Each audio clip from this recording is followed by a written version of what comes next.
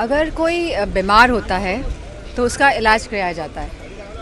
तो कहीं ना कहीं ये बच्चे ये बताने आए थे संसद भवन तक, उनका मार्च इसीलिए था कि वो सरकार को बताना चाहते थे कि आपका सिस्टम एक तरीके से बीमार पड़ गया है, काम नहीं कर रहा है ढंग से, उनके हितों के बारे में नहीं सोच रहा है। और वहीं उन मासूम बच्चों को इतनी लाठियां खानी पड़ी, इतने डंडे खाने पड़े, और जो अत्याचार उनके साथ हुआ, बेटियों के कपड़े फाड़े गए, इलेक्ट्रिक शॉक दिए गए, सीधे आप उनके लोअर बॉडी में प्रहार करने से जो कानून कहता है कि आपको पैरों पे मारना चाहिए, अगर मारना ही अगर कोई उग्र हो रहा है, लेकिन आपने उनकी छाती में डंडे मारे, उनके सर फोड़ दिए। तो मैं समझती हूँ इतनी निर्मम सरकार है ये, और इनके इतना बच्चों ने आंसू बहाए हैं। हम पूरा सोशल मीडिया आज बच्चों के आंसुओं से भरा हुआ है, और इनके बच्चों के मोती जैसे जो आंसू हैं उस पर भी सरकार रहम नहीं कर रही है। अभी भी अपने अहंकार के तले ये लोग रिफॉर्म्स नहीं कर रहे हैं एजुकेशन सिस्टम में, ये एजुकेशन मिनिस्टर को नहीं हटा रहे हैं। तो मैं तो केवल इतना ही कहना चाहूँगी, जब इतना बड़ा आंदोलन हो गया, जो इतने बच्चों ने किया, युवाओं ने किया, सब लोग इसमें शरीक हुए, तभी भी इस सरकार का जब दिल नहीं पगला है तो हमें इनसे कोई इस अहंकारी सरकार से उम्मीद नहीं करनी चाहिए, और बस मन में बिठाना चाहिए, वोट के माध्यम से इनको हमको हराना है। अब एक यही हमारे पास एक हथियार है जिनको हरा के इनको यहाँ से हटाने का कार्य करना है। प्रधानमंत्री ने कहा है कि नीट हम सबकी रिस्पॉन्सिबिलिटी है, ये किसी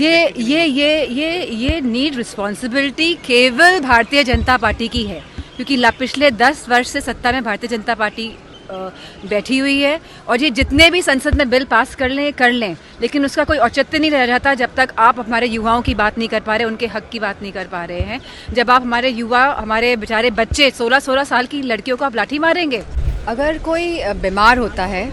तो उसका इलाज कराया जाता है।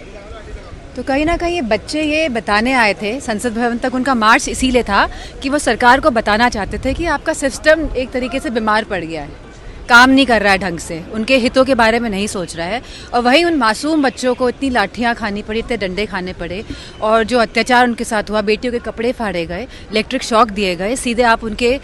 लोअर बॉडी में प्रहार करने से जो कानून कहता है कि आपको पैरों पे मारना चाहिए, अगर मारना ही अगर कोई उग्र हो रहा है, लेकिन आपने उनकी छाती में डंडे मारे, उनके सर फोड़ दिए।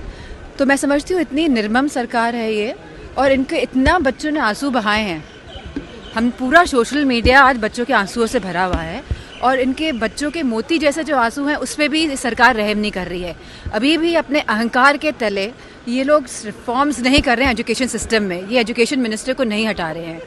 तो मैं तो केवल इतना ही कहना चाहूँगी, जब इतना बड़ा आंदोलन हो गया, जो इतने बच्चों ने किया, युवाओं ने किया, सब लोग इसमें शरीक हुए, तभी भी इस सरकार का जब दिल नहीं पगला है तो हमें इनसे कोई इस अहंकारी सरकार से उम्मीद नहीं करनी चाहिए, और बस मन में बिठाना चाहिए, वोट के माध्यम से इनको हमको हराना है। अब एक यही हमारे पास एक हथियार है जिनको हरा के इनको यहाँ से हटाने का कार्य करना है। प्रधानमंत्री ने कहा है कि नीट हम सबकी रिस्पॉन्सिबिलिटी है, ये किसी ये नीट रिस्पॉन्सिबिलिटी केवल भारतीय जनता पार्टी की है, क्योंकि पिछले 10 वर्ष से सत्ता में भारतीय जनता पार्टी बैठी हुई है, और ये जितने भी संसद में बिल पास कर लें, लेकिन उसका कोई औचित्य नहीं रह जाता जब तक आप हमारे युवाओं की बात नहीं कर पा रहे, उनके हक की बात नहीं कर पा रहे हैं। जब आप हमारे युवा, हमारे बेचारे बच्चे, 16-16 साल की लड़कियों को आप लाठी मारेंगे।